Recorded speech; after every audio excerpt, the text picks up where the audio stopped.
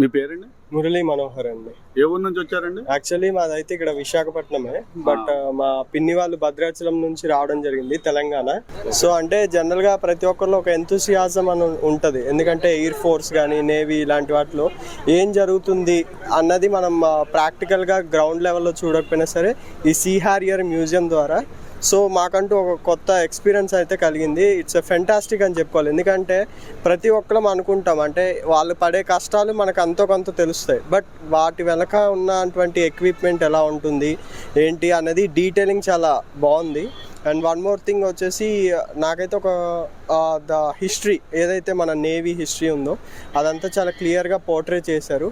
And coming to the guide, అంటే అందరికీ ఆ నేవీ అండ్ ఎయిర్ ఫోర్స్ మీద అంత ఐడియా ఉండకపోవచ్చు, బట్ అంటే ఇక్కడ ఏంటంటే చాలామంది స్టూడెంట్స్ వస్తూ ఉంటారు, ఇల్లిటరేట్స్ వస్తూ ఉంటారు. సో వాళ్ళకి ఏంటంటే ఎక్స్ప్లెయిన్ చేయడానికి ఒక గైడ్ ప్రొవైడ్ చేస్తే లోపల ఉంటే బాగుంటుందని నా పర్సనల్ ఫీలింగ్.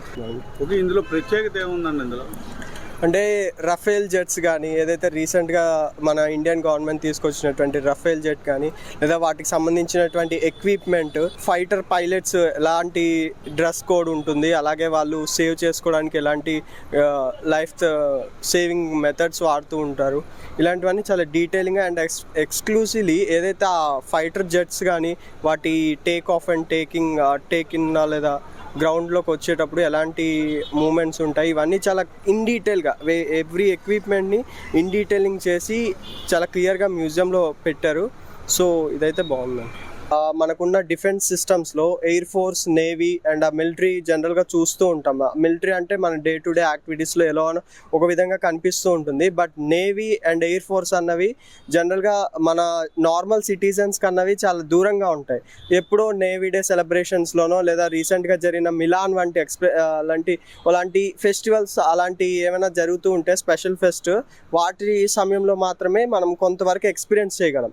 బట్ అవి కాకుండా ఫర్దర్గా ఇంకేమైనా అంటే ఒక నార్మల్ సిటిజన్గా ఏం జరుగుతుంది, అసలు నేవీ ఎలా వర్క్ చేస్తుంది, అక్కడ ఉన్నటువంటి ఎక్విప్మెంట్ ఎలా వర్క్ చేస్తుంది అని తెలుసుకోవాలంటే మాత్రం సీ హారియర్ మ్యూజియం చాలా బాగా యూజ్ అవుతుందని నేను అనుకుంటున్నాను. ఎందుకంటే చాలామంది ఏరోనాటికల్ ఇంజనీరింగ్ వైపు మొగ్గు చూపుతూ ఉంటారు, అంటే వాళ్ళకి అటు వెళ్ళాలన్న ఇంట్రెస్ట్ కానీ ఆ స్టడీస్ మీద ఉన్నటువంటి కాన్సన్ట్రేషన్ చాలా ఎక్కువగా ఉంటుంది, బట్ అందులో ఉన్నటువంటి ఈ ఎక్విప్మెంట్స్ ఎలా ఉంటాయి, ఆ ప్రాక్టికాలిటీస్ ఎలా ఉంటాయి అన్నది మాత్రం ఇక్కడైతే నేను ఒక రకంగా అయితే అర్థం చేసుకోగలిగాను.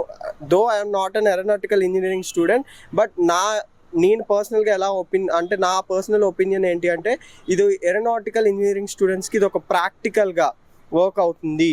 అలాగే ఇంకెవరైనా సిటిజన్స్ అంటే నార్మల్ సిటిజన్స్ వచ్చేసి నేవల్ ఎక్విప్మెంట్ ఎలా ఉంటుంది, వాళ్ళ డే టు డే ఫంక్షన్స్ ఎలా జరుగుతాయి, వాళ్ళ డ్రెస్ కోడ్ ఏంటి, అలాగే వాళ్ళు లైఫ్ సేవింగ్ మెథడ్స్ ఎలా ఉంటాయి, ఇన్ డీటెయిల్ ఎవ్రీ పర్టిక్యులర్ నుంచి, అంటే యాక్చువల్లీ మనకి ఏవియేషన్ అన్నది చాలా ఇంపార్టెంట్ అనమాట. అయితే అది వరల్డ్ హిస్టరీలో ఎలా స్టార్ట్ అయింది అన్న దాని నుంచి టిల్ టుడే మన ఇండియా ఎంతవరకు ఆ డిఫెన్స్ సిస్టంలో కానీ ఎస్పెషల్లీ నేవల్లో ఎంత పటిష్టంగా ఉందో ఈ సీ హారియర్ మ్యూజియం ద్వారా నేనైతే తెలుసుకోగలిగాను. ఇంత గొప్ప మ్యూజియాన్ని మన వైజాగ్లో ఏర్పాటు చేసినందుకు నేనైతే VMRDAకి ప్రత్యేక ధన్యవాదాలు తెలుపుకుంటున్నాను. Thank you.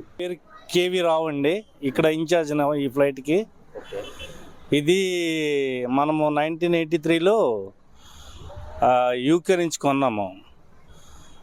1983 నుంచి 2016 వరకు ఇండియన్ నేవీ అండర్ ఉంది. దాని తర్వాత ఈ ఫ్లైట్ డీకమిషన్ అయిందనమాట. దీని మెయిన్ రోల్ ఏంటంటే ఇది వార్ టైంలో ఉపయోగిస్తాము. ఈ ఫ్లైట్ ప్రత్యేకత ఏంటంటే వర్టికల్గా ల్యాండ్ అవుద్ది, వర్టికల్గా టేక్ ఆఫ్ అవుద్ది. అండ్ దీంట్లో ఓన్లీ సింగిల్ పైలట్ ఉంటాడండి. ఆ సింగిల్ పైలట్ ఏంటంటే in case of any emergency he will escape with the help of exhaust seat. With that seat he will go top, he will safely, and flight will come down and destroy the flight.